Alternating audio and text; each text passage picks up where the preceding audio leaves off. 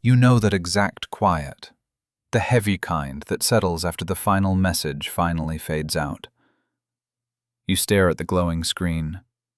You wait for a reply that simply never arrives, wondering where it all quietly broke. The room suddenly feels too big. Why does this keep happening? You quietly ask yourself. Is this just what happens when someone pulls away? Do I still love them? Or have I just gotten used to the chase? Am I the problem? Here's the hard truth. They aren't testing your loyalty.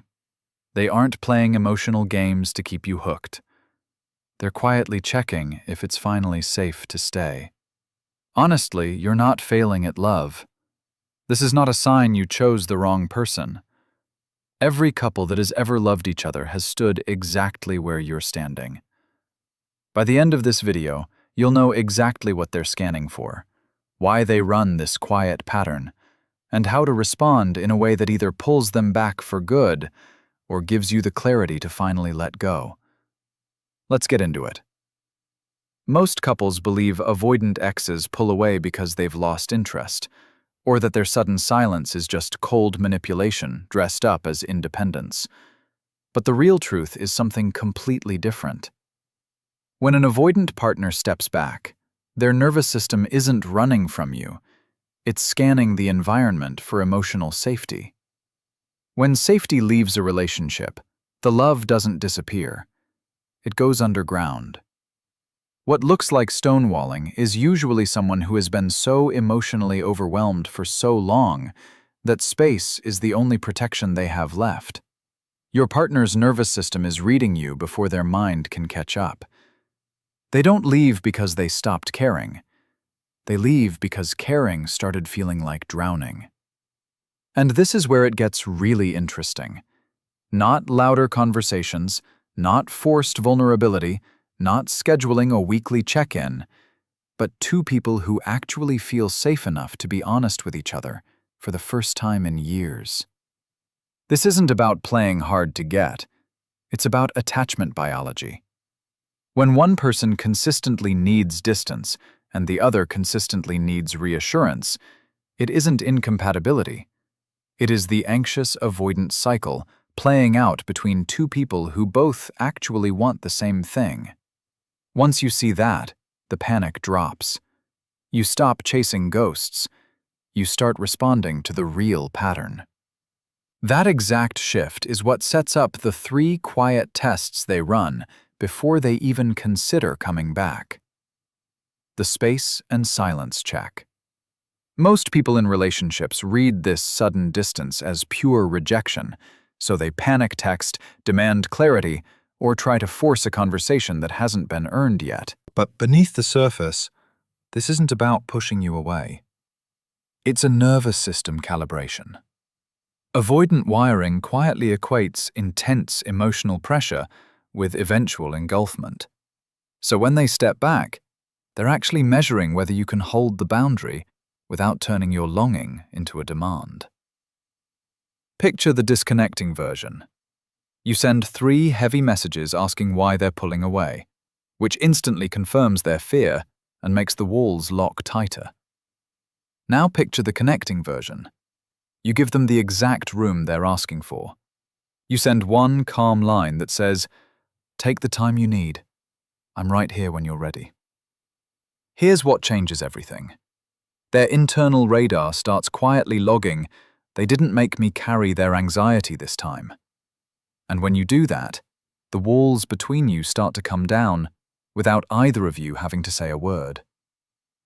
The low-stakes vulnerability probe. And this is the one most couples never figure out. When they finally reach out again, it's rarely with a grand apology or a dramatic confession. It's usually something small, a casual question, a vague check-in. You wonder if it actually matters. But this isn't a throwaway message. It's a quiet stress test for your emotional floor. Avoidant exes rarely dive into heavy feelings first. They toss something light onto the surface to see if you'll meet it with warmth or weaponize it with old resentment. What looks like a shallow text is actually them dipping their toes back into the water, waiting to see if the current pulls them under or if it finally feels safe to swim. The disconnecting version sounds like, "Wow, you finally remember I exist. Can we talk about everything that went wrong?" The connecting version sounds like, "Really glad you messaged. Hope your week's been treating you okay." She feels that gentle steadiness. Her brain is quietly registering, "I don't have to brace for a lecture just to say hello." This isn't a communication trick. This is just what two emotionally grounded people naturally do when they're ready to rebuild. That's when your partner stops feeling like a problem to manage and starts feeling like a person to come home to. The friction and consistency check. Here's the part no one talks about. They will pull back again. Not because they're cruel, because the cycle always tests its own edges before it fully breaks. Most couples mistake this second retreat for proof that it's over, so they spiral, accuse, or shut down completely. But what's really happening is a nervous system reality check. They need to know that your stability isn't just a performance tied to their proximity. Your nervous system in a conflict is like a smoke detector. It cannot tell the difference between your partner raising their voice and actual danger, so it sounds the alarm regardless. The disconnecting response floods them with old panic. It demands immediate proof of commitment. It turns hesitation into a courtroom trial. The connecting response breathes. You stay regulated. You say, "I noticed we're a little distant again. I'm still here. We can figure it out whenever you're ready." He feels that quiet anchor. Something in him is saying, "She doesn't need me to fix everything. She just needs me to stay present." And here's what changes everything. That's the shift that turns a relationship that feels like a negotiation into one that feels like a refuge. This isn't a checklist for winning someone back. It's an invitation to show up differently. And that changes everything about what's possible between you and the person you chose. When you internalize this, you stop reacting and start responding, and your partner will feel the difference before you've even said a word. These aren't tips for a better relationship. They're the beginning of becoming the kind of partner you always wanted someone to be for you. You don't need to guess anymore. You just need to know how to hold space, how to meet them where they are, and how to stay steady when the old patterns try to pull you back under. Real intimacy doesn't start when you find the right person. It starts when you decide to become one.